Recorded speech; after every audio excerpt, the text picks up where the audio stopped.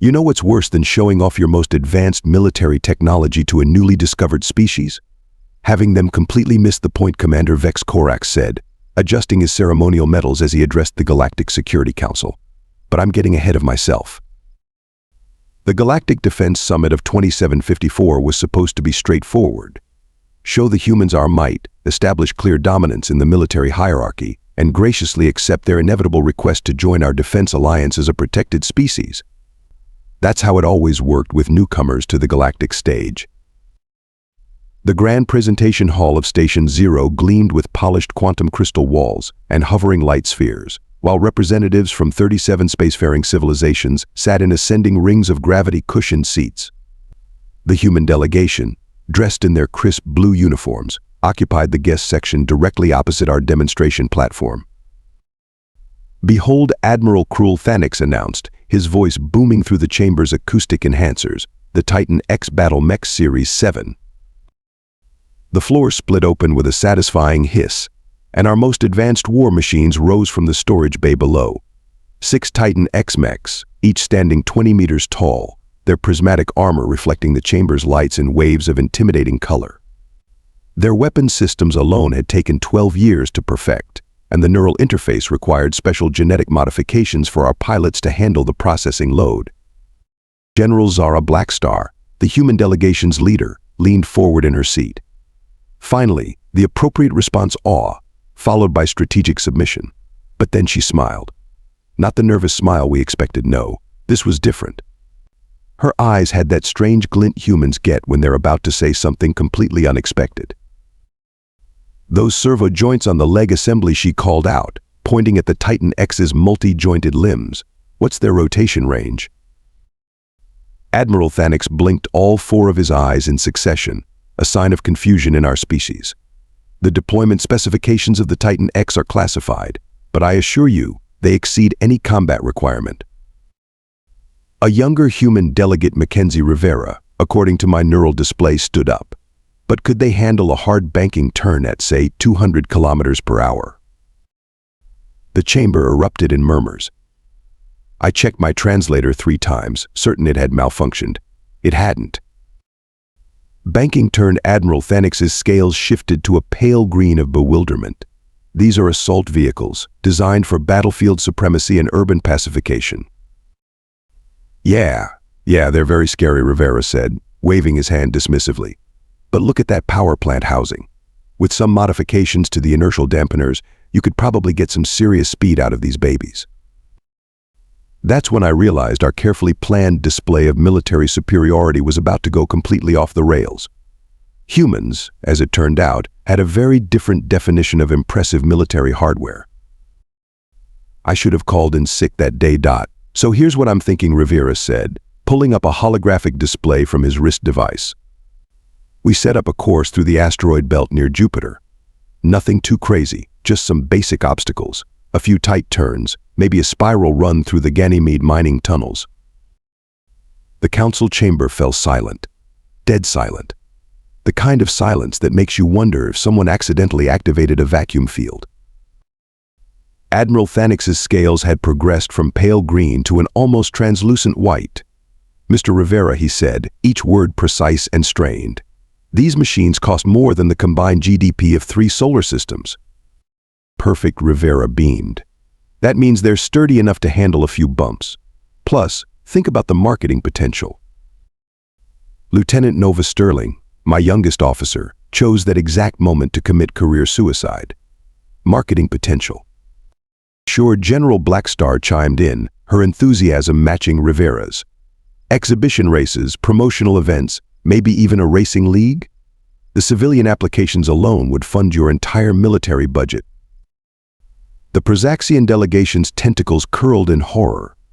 The hive mind of Beta Centauri buzzed in collective disapproval. And Admiral Thanix? He looked like he might molt right there in the chamber. "These," he gestured at the Titan X units, voice quivering, "are instruments of war. The pinnacle of our military engineering. They are not toys." "Who said anything about toys?" Alexandra Chen spoke up from the human delegation. Her pilot's insignia gleamed under the chamber lights. "We're talking about pushing these machines to their absolute limits, testing their true capabilities, unless. She paused, a slight smirk playing across her face. You're not confident they can handle it. I watched Admiral Thanix's facial scales ripple, a clear sign he was about to lose his legendary composure. But before he could respond, Rivera dropped the hammer. Tell you what he said, casually leaning back in his seat. If these mechs aren't as capable as you claim, we completely understand. We'll just focus on developing our own racing series with our, what did you call them? Oh yes, our primitive human mech designs. And there it was. The challenge was laid bare, wrapped in a blanket of implied technological superiority. Looking back, I realized this was the moment we should have just admitted defeat and gone home. Instead, Admiral Thanix did exactly what the humans expected. His scales flushed deep purple with indignation as he declared, "Name your terms." The next 3 days were, without question, the most bizarre of my military career. Our pristine hangar bay, once a monument to military precision, now looked like what humans call a custom auto shop. The smell of plasma welding filled the air, mixing with strange earth beverages they called energy drinks and coffee. Rivera, now insisting everyone call him Mack, had somehow convinced our engineering team to help modify 2 Titan X units. Our chief engineer, Professor Lyra Quantum, started out horrified but was now enthusiastically suggesting modifications, her usual stoic demeanor replaced by what I can only describe as gearhead excitement.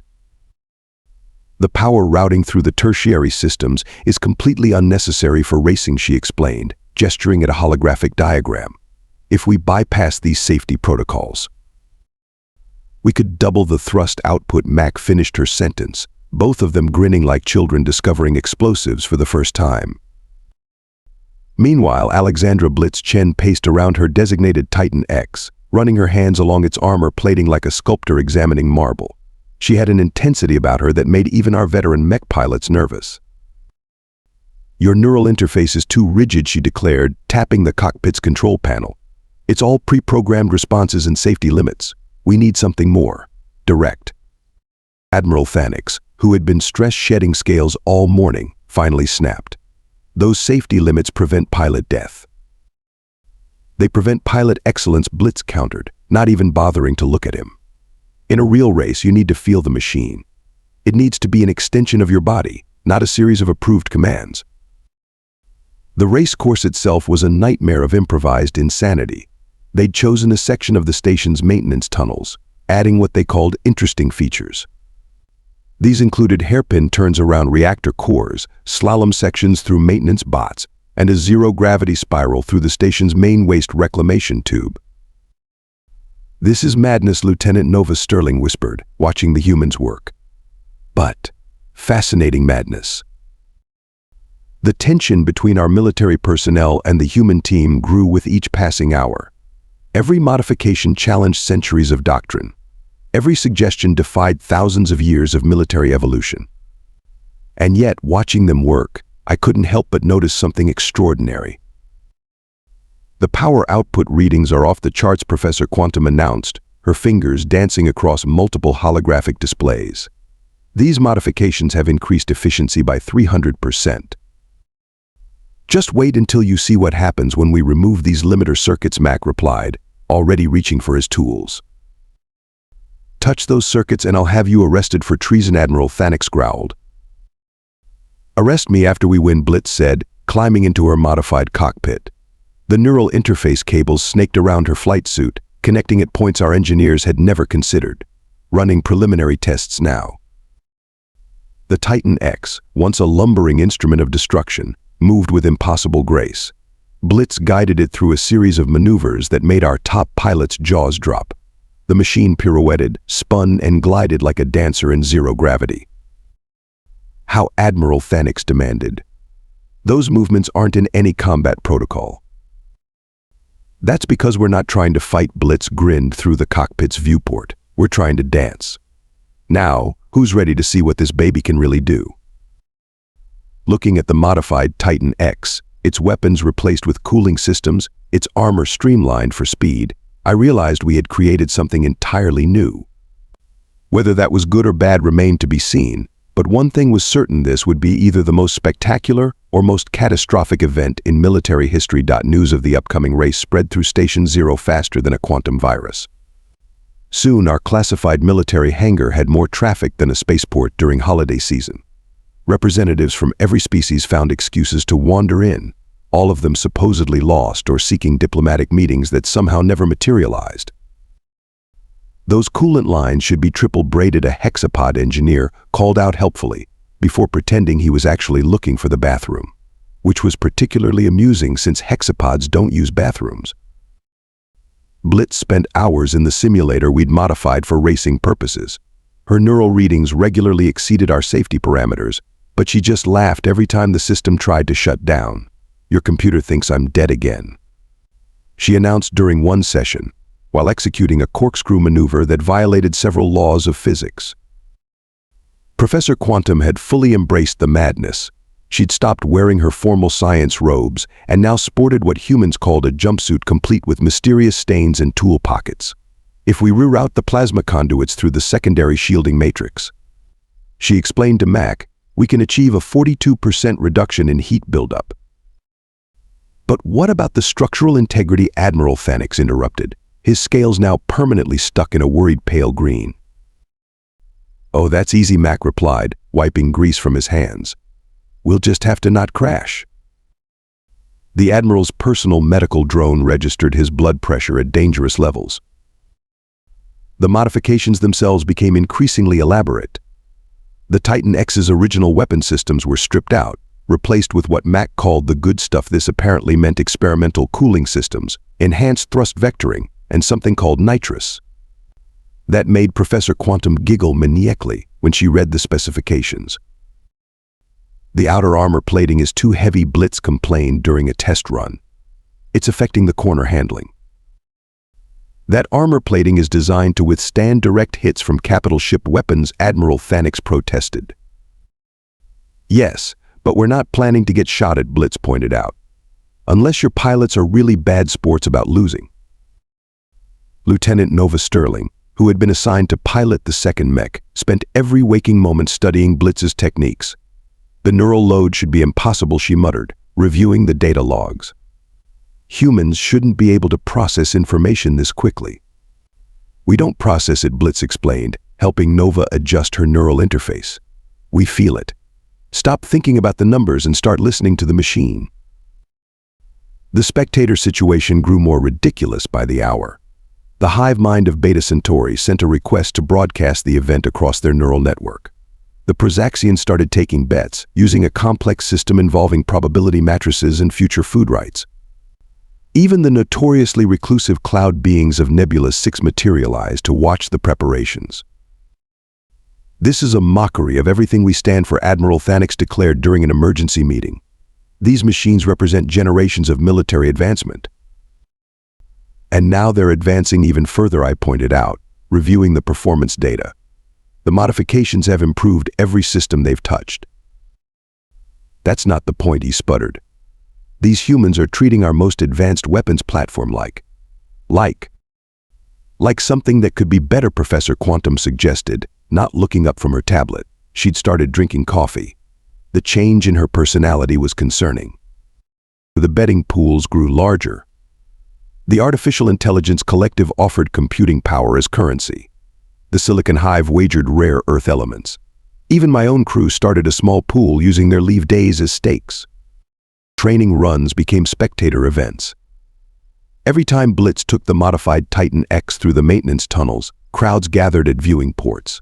They cheered at particularly daring maneuvers and collectively gasped when she pulled off what became known as the infinite spin, a move that exploited the station's artificial gravity field in ways that made our physics department cry. "The structural stress is way beyond acceptable parameters," one of our engineers complained.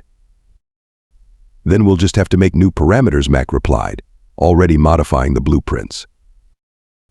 The night before the race, I found Blitz in the hangar, running her hands along the modified Titan X's frame.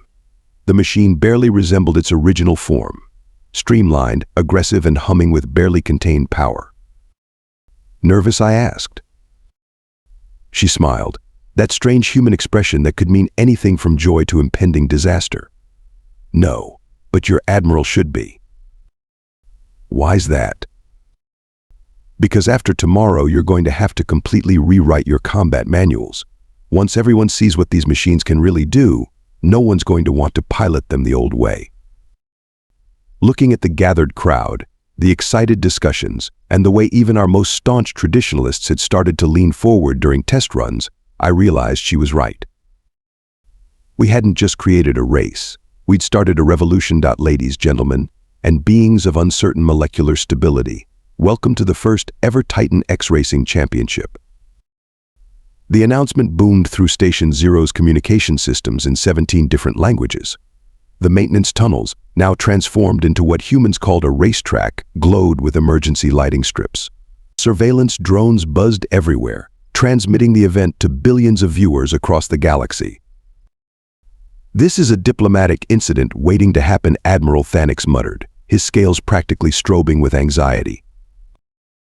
The modified Titan X units stood at the starting line, their engines pulsing with barely contained power. Gone were the bulky weapon systems and heavy armor plating, replaced with streamlined panels and cooling vents that glowed with plasma discharge. They looked less like war machines and more like predatory creatures ready to pounce. Blitz ran through her pre-race checks, her neural connection making the mech twitch and shift like an impatient thoroughbred. Next to her, Lieutenant Nova Sterling's machine mirrored the movements, though with notably more mechanical precision. "Remember what I taught you?" Blitz's voice crackled over the comm. "Feel, don't think." "That makes no logical sense," Nova replied, but she was smiling. "Racers ready," Professor Quantum's voice, slightly manic from what I suspect was her 15th cup of coffee, echoed through the chamber. 3, 2, 1. The start wasn't just a start. It was an explosion of motion that set off every proximity alarm in the station. Both mechs launched forward with such force that the maintenance drones scattered in panic. Blitz immediately took the lead, her Titan X sliding through the first turn sideways in a move that made Admiral Thanix cover his eyes. "Impossible," one of our veteran pilots shouted. "The gyroscopic stabilizers should have failed." "Should have, would have, could have," Mack grinned, watching the telemetry. But didn't. The first challenge came at the reactor core section. The massive cooling pipes created a maze of obstacles that required precise navigation. Nova, following her training, began calculating optimal paths. Blitz, on the other hand, simply threw her mech into a controlled spin, using the reactor's magnetic field to sling herself through gaps that shouldn't have been possible to pass through. "She's going to crash," Admiral Thanix screamed. "She's going to win," Professor Quantum countered, spilling her 16th cup of coffee. The Prozaxian delegation's tentacles were tied in knots from excitement. The hive mind of Beta Centauri buzzed so intensely it caused static in the communication systems, and the cloud beings had condensed into such tight formations they were actually casting shadows. Nova, learning fast, abandoned standard protocols. Her Titan X began moving more fluidly, less like a military machine and more like a dancer in zero gravity. She closed the gap as they entered the maintenance bot slalom. "Now this is pod racing," Blitz shouted, her mech practically dancing between the floating bots. "What's pod racing?" someone asked. "No idea, but I like it," Nova replied, her own machine weaving through the obstacle course with increasing confidence. The zero-gravity spiral through the waste reclamation tube proved to be the game-changer. Both pilots had to navigate a corkscrew tunnel while dealing with random debris and fluctuating gravity fields. Blitz's solution? Turn off the artificial gravity compensators entirely. "She's disabled life support systems," one of our engineers yelled. "She's taking the lead," Mack corrected, punching the air. The mech spun through the tube like ancient Earth gymnasts, using debris as push-off points and conservation of momentum in ways that made our physics department start drinking heavily. Nova matched Blitz move for move, both pilots now operating on pure instinct rather than programming. "Look at the neural interface readings," Professor Quantum whispered, pointing to the displays. "They're not just piloting the mechs, they're dancing with them." The final stretch involved a straight run through the station's main cargo tunnel, but straight didn't seem to be in either pilot's vocabulary. They bounded off walls, slid along ceiling panels, and at one point used each other's machines as springboards. The structural integrity is at 15%, an engineer announced. The ratings are through the roof, someone else countered. The finish line approached. Both mechs were neck and neck, their cooling systems leaving trails of plasma discharge that looked like comet tails. Blitz made her final move a barrel roll that transformed into a sideways slide, crossing the finish line, with her mech practically lying down. Nova crossed seconds later, executing a perfect mid-air flip that she definitely hadn't known how to do 3 days ago.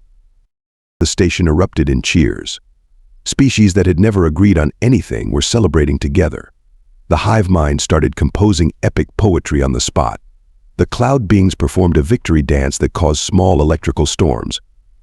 That was Admiral Thanix stuttered, scales cycling through colors I'd never seen before. Beautiful Professor Quantum finished, wiping tears from her eyes. Or maybe it was coffee. Hard to tell at that point. The cockpits opened. Blitz emerged, hair wild and grinning like a supernova. Nova practically jumped out of her mech, her usual military composure completely forgotten. Now that Blitz announced is how you pilot a Titan X. The neural feedback readings were off the charts, Mack said, reviewing the data. You both achieved synchronization levels we thought were theoretically impossible. Forget the readings, Nova replied, still buzzing with adrenaline. Did you see that last turn? I can think of 7 different combat applications for that move alone. Admiral Thanix's scales suddenly shifted to a deep blue of realization. Combat applications. Of course, Blitz laughed. You didn't think we were just racing for fun, did you? Every move, every modification, every technique, it all translates to better battlefield performance. You just needed to stop treating these beautiful machines like rigid war platforms and start treating them like partners in a dance. Looking at the cheering crowds, the stunned military officials, and the 2 pilots already discussing improvements for the next race, I realized something profound. We had come to teach humans about advanced military technology. Instead, they had taught us how to truly understand our own creations. 3 months after what became known as the Great Race, I stood in our primary military testing facility, watching our newest batch of pilots training. The changes were, to put it mildly, revolutionary. Higher synchronization rates, faster response times, and pilot retention up 300%, Professor Quantum reported, scrolling through data on her tablet. She'd kept drinking coffee, even after the race. We'd all learned to accept the new, caffeine-enhanced version of her. Plus, maintenance costs are down 42% since we implemented the human cooling systems. And morale, I asked, watching a young pilot execute a perfect corkscrew maneuver that would have been considered impossible just months ago. Through the roof, she grinned. We actually have a waiting list for the pilot program now. Even the Prozaxians are trying to modify their tentacle control systems to match our new standards. The Galactic Defense Council, after recovering from their collective shock, had to admit the race revealed more than just entertainment value. The modifications Mack and his team developed had improved every aspect of mech performance. What started as racing tricks had evolved into standard combat techniques. Look at this, Lieutenant Nova Sterling, now head of our new Advanced Pilot Training Division, called out. She highlighted a holoscreen showing combat simulation results. The new reactive neural interface lets pilots predict and counter attacks before they even happen. Plus, it's actually safer than the old system. Safer? Admiral Thanix asked. He'd finally stopped stress-shedding scales, though his color still fluctuated whenever someone mentioned racing. The increased synchronization means pilots instinctively protect both themselves and their machines, Nova explained. They're not just operating the mechs anymore, they're partnering with them. The cultural impact spread far beyond military applications. The Artificial Intelligence Collective started hosting their own racing events, competing to develop the most efficient racing algorithms. The Silicon Hive incorporated fluid dynamics from Blitz's winning moves into their architecture. Even the cloud beings had started experimenting with what they called atmospheric choreography. Check this out, Mack said, walking into the testing chamber with his tablet displaying new schematics. He'd been hired as our Chief Innovation Officer, a position created specifically for him. if we apply the same principles to our capital ships?" "No," Admiral Thanix interrupted. "Absolutely not. We are not racing battlecruisers." "Not yet," Mack winked, saving the schematics anyway. The most surprising outcome was the effect on diplomatic relations. The shared excitement of the race had broken down centuries of formal barriers between species. The hive mind's epic poem about the event became a bestseller across 17 star systems. The Prozaxians started a fashion trend based on racing jumpsuits. Even the notoriously solitary cloud beings began regular cultural exchange programs. "It's simple, really," Blitz explained during one of her training seminars. She'd been promoted to Director of Combat Innovation, though we all knew she just liked the excuse to keep pushing the limits of what the Mechs could do. "You all spent so much time trying to make perfect war machines. You forgot that perfection isn't about control, it's about adaptation." Professor Quantum nodded, her coffee cup hovering nearby on an anti-gravity coaster she'd invented during a late-night engineering binge. The humans showed us that limitations are often just assumptions in disguise. The betting pools had evolved into a complex economic network that even our best mathematicians struggled to understand. The next race was already scheduled, with modifications and improvements that made the original look tame in comparison. We turned instruments of war into instruments of unity, Nova mused, watching her students practice. "Who would have thought?" "The humans did," I replied. "That's why they're now teaching at every major military academy in the galaxy." Looking at the training floor, where pilots from a dozen different species worked together, sharing techniques and pushing boundaries, I couldn't help but laugh at how wrong we'd been. We'd wanted to intimidate humans with our technology. Instead, they'd shown us how to have fun with it. And somehow, that had made everything work better. Sir, a young cadet approached, looking nervous. "Is it true what they say? That Admiral Thanix has secretly been practicing racing moves in the simulator?"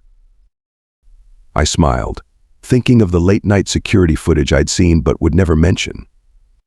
No comment. "But I hear he's getting quite good at the infinite spin dot at the latest Galactic Defense Summit, 5 years after the legendary race. I watched a formation of Titan X Mechs perform what was now called the orbital ballet." The pilots, representing 6 different species, moved their machines in perfect harmony through a series of maneuvers that would have given our old engineering team collective heart attacks. "Remember when these were just war machines?" Professor Quantum asked, her coffee now served in a quantum-stabilized cup she'd designed during one of her invention sprees. "We were so serious back then." "Serious and wrong," I chuckled.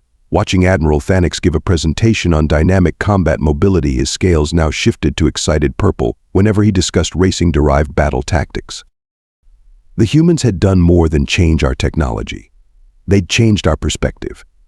Every major military advancement in the past 5 years had come from what we now called the Rivera principle, the idea that the best way to perfect something is to have fun with it. Mack headed our new innovative warfare division. Though most people just called it the fun department, their latest project involved something called zero-gravity parkour that I pretended not to know about for the sake of my blood pressure. The thing about humans, Nova told me during a recent training session, is that they never see things as just one thing. A weapon is also a tool is also a toy, and sometimes the best way to make something better is to stop trying so hard to make it perfect. Blitz had become something of a legend. Young pilots quoted her like ancient philosophers. Feel, don't think became the unofficial motto of every mech squadron in the galaxy. She still raced occasionally, though these days she spent more time designing new courses that made our original look like a casual stroll. The Prozaxians had developed a whole new form of tentacle-based martial arts based on racing movements. The hive mind incorporated fluid dynamics into their architecture. The cloud beings started weather sculpting competitions that turned entire atmospheres into artistic displays. "You know what the best part is?" Mack asked during the summit's closing ceremony. "Nobody's afraid of anyone else's military technology anymore. Hard to be intimidated by something you've seen drift through a maintenance tunnel sideways." He had a point. The arms race had turned into an innovation race. Species that once competed to build bigger weapons now competed to develop more elegant solutions. War machines became demonstration platforms for cultural exchange.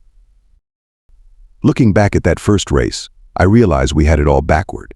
We thought we were showing humans the pinnacle of our achievement.